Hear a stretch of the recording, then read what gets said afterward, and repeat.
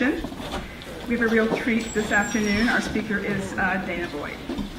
So about 2 days before the scandal broke involving Congressman Weiner, my daughter, who's 15, told me that she had opened up a Twitter account. And I said, "You absolutely cannot tweet. You cannot do it." And she yelled and screamed and cried. And I thought, is this what danah Boyd would have done? Danah has been called the high priestess of internet friendship. The high priestess of internet friendship. And she makes being really, really smart look like a lot of fun. In fact, when you first meet her, you might be surprised to know this lady's amazing credentials. She has her bachelor's degree from Boston University, her master's degree from MIT, and a PhD from the University of California at Berkeley. She's currently a senior researcher at Microsoft Research. She's been a research associate at Harvard's Berkman Center for Internet and Society. And there she was engaged in a project which was funded by the MacArthur Foundation on internet safety, and I think it was called the Internet Safety Technical Task Force.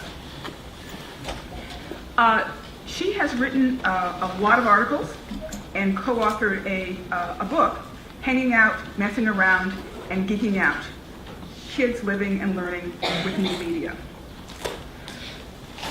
She's become a kind of go-to person when you want to try to understand, especially from a youth perspective, what it means to. Her views are subtle, they're provocative, they're interesting, and they're very, very smart, again. Once I had the pleasure of sitting next to danah at a conference banquet, conference dinner, and I realized people all around the table were scowling at me because I was monopolizing her. I wanted her to tell me everything she knew and to give me all of her insights on how to deal with teenagers in the internet age, of which I have two. But today I'm not going to monopolize her. She's all yours, danah.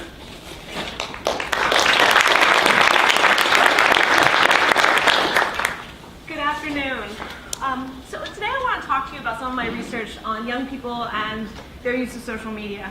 And I want to start by saying that I spent a lot of time struggling with a very basic question that people keep coming up with, or a very basic statement that I'm sort of frustrated by. The notion that kids don't care about privacy. And I hear this all the time, and it never resonates with me because it never resonates with the stories that I hear from young people.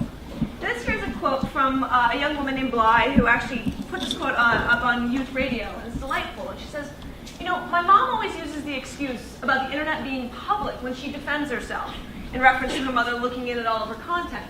It's not like I do anything to be ashamed of, but a girl needs her privacy."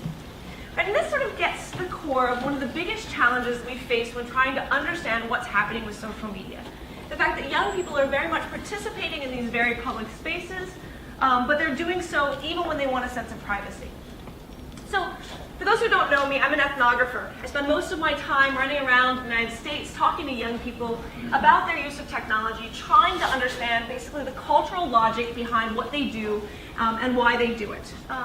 And so I spent a lot of time, I guess it's been about, 7 years at this point, of looking at young people as they've hopped onto all of the major social media sites. And one of the things to keep in mind is just that there is a social expectation to be a part of different kinds of social media. And I hear it in a variety of different voices from young people for a variety of different reasons. So, this is Abigail talking about how, you're expected to be on Facebook. And if you're not there, you have to have a good reason. It's not like you have to pay for it. It's pretty much expected you're on Facebook. Right, and here's one of the sort of interesting components about this, which is that young people have this expectation that they're to participate in these very public environments. So what are they doing and why are they going there? They go to these spaces to hang out, to joke around, to flirt, to socialize, to really be with their friends. So conceptually, one of the most important things to realize is that what these spaces have become is a new form of public life. Right? And we can argue about what it means for these to be privatized publics, but they are publics nonetheless, and for many young people, they're the only publics to which they have meaningful access to, due to all sorts of restrictions in their lives. So how do you actually understand what these network publics are? And one of the things, for those who are sort of Habermasian scholars, you might recognize this sort of framing. For those who are queer studies scholars, you might realize that I'm sort of pushing back against things. But really what network publics are publics that are restructured by network technologies They're simultaneously a space constructed through the network technologies and the collections of people that come together. And the reason why this sort of move is really important is to realize that network publics aren't quite the same as other forms of publics, the publics that we know and are comfortable with. They're very much sort of different in a set of different properties, and we'll get into that. But the thing that's also really important to realize is that just because teens want to participate in a public doesn't mean that they want to be public. And we use those terms, and those terms get collided very easily. It's important to acknowledge that their participation in a public is not the same as they're trying to be public. And young people recognize that the spaces that they're navigating in some ways look different than the spaces of their parents. It's one of the things they struggle with. Here's a beautiful quote from Alicia, where she's sort of highlighting that, "I just think that technology is redefining what's acceptable for people to put out about themselves. I've grown up with technology, so I don't know how it was before this boom of social networking. But it just seems that instead of spending all of our time talking to individual people and sharing things that would seem private, we spend all of our time putting it up in one module of communication where people can go and access it if they want to." Right? And this is something that you can see the sort of twists of what these publics are about. Instead of deciding what to share, part of it is putting things up so that people can access it. And the reason that this is important is that what network publics do is reshape how we actually navigate what is public and private in really phenomenally important ways. So if you and I were having a conversation out in the hallway, we'd be talking back and forth and we'd be interacting, and our conversation would be private by default.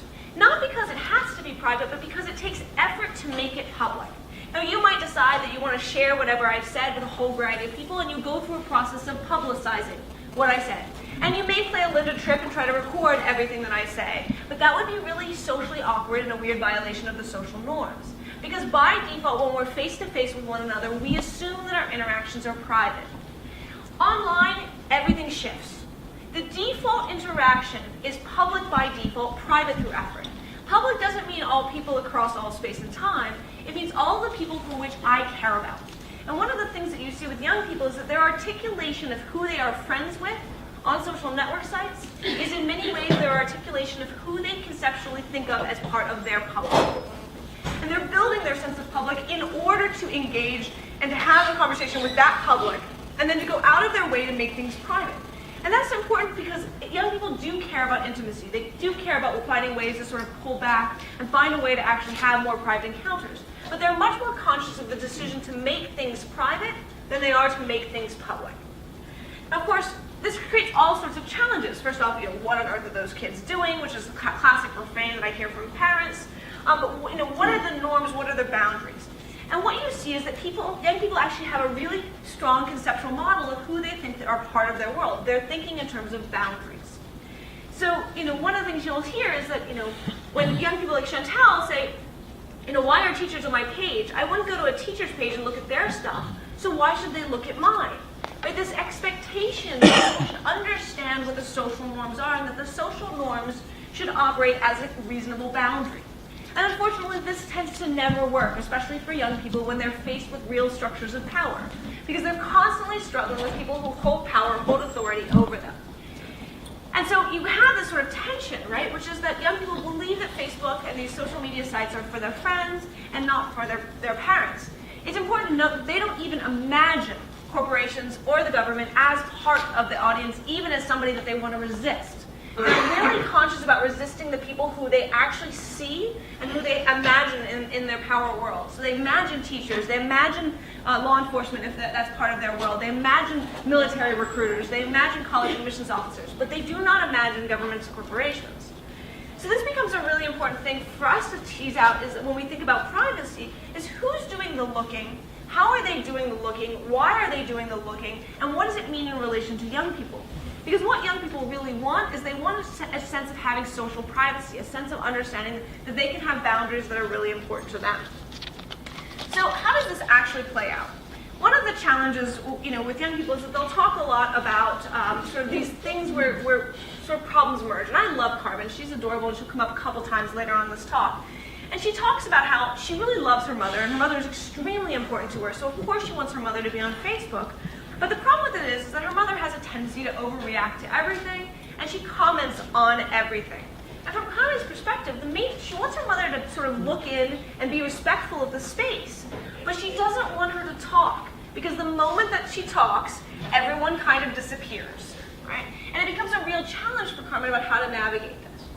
All right, so if we have this sort of general sense of what young people are doing or why they're trying to think about it, how do they actually achieve this? What are the strategies that they take? And the strategies are doing a really good job of highlighting the degree to which they deeply care about privacy. Because the strategies show that even when they have no control over a situation, they're trying to develop a sense of strategies there. So the most other thing that's really important to realize about privacy is that there are two key components to teen privacy that come through in all of these strategies. First, privacy is the ability to have control over a social situation. It's not about control over information. It's not control over who can actually get access to something. It's about control over the social situation, being able to really dictate the social norms and make sense of it. The second key component about privacy that we often forget is that it's about agency. And agency is the ability to assert control over a social situation. And agency is one of the things that you will hear that young people sort of struggle with all the time. So let me talk about the sort of first key way that they try to cope, and it's often one of the biggest challenges, is they try to assert social norms. They try to sit there and say, this is what it should be. Hunter was one of the teens that I spent a lot of time with, and he's delightfully adorable. If you want to sort of picture Hunter at his best, and I couldn't find a great picture to represent him, because of course this is not his real name nor his real picture. But Hunter basically is a Steve Urkel of the modern day, complete with the broken glasses.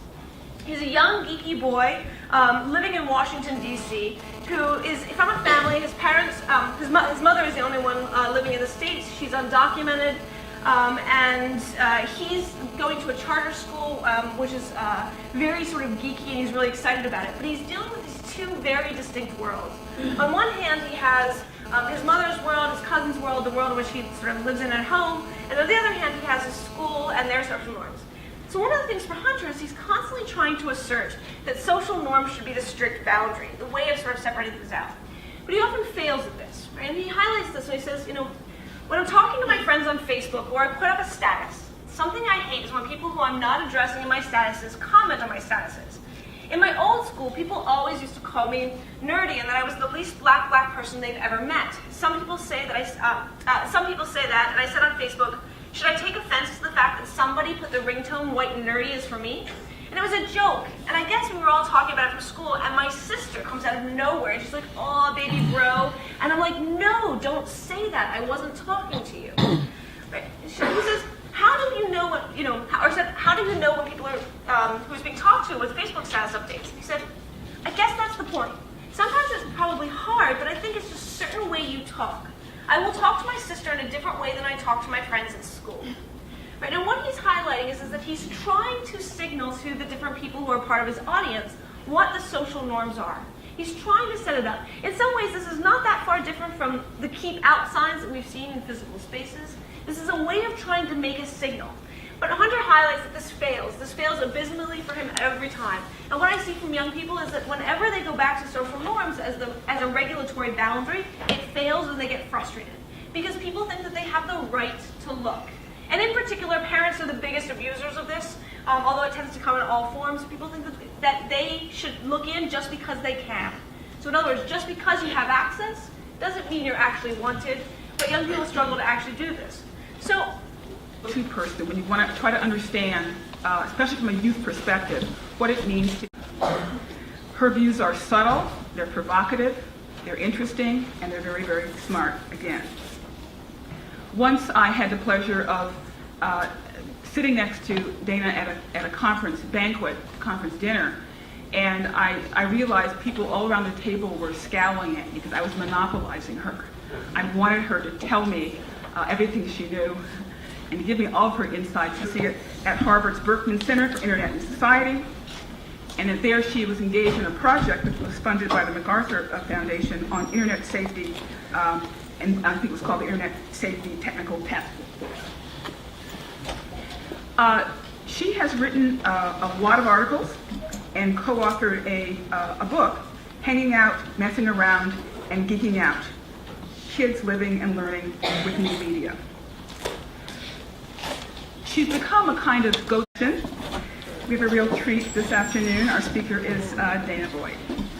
So about 2 days before the scandal broke involving Congressman Weiner, my daughter, who's 15, told me that she had opened up a Twitter account. And I said, "You absolutely cannot tweet. You cannot do it." And she yelled and screamed and cried. And I thought, is this what Danah Boyd would have done? Danah has been called the high priestess of internet friendship, how to deal with teenagers in the internet age, of which I have two. But today I'm not going to monopolize her. She's all yours, Danah.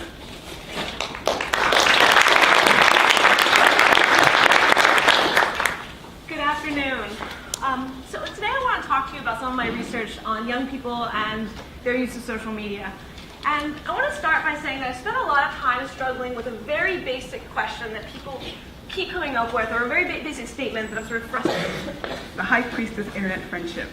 And she makes being really, really smart look like a lot of fun.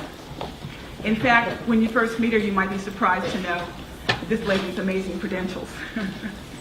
She has her bachelor's degree from Boston University, her master's degree from MIT, and a PhD from the University of California at Berkeley. She's currently a senior researcher at Microsoft Research. She's been a research associate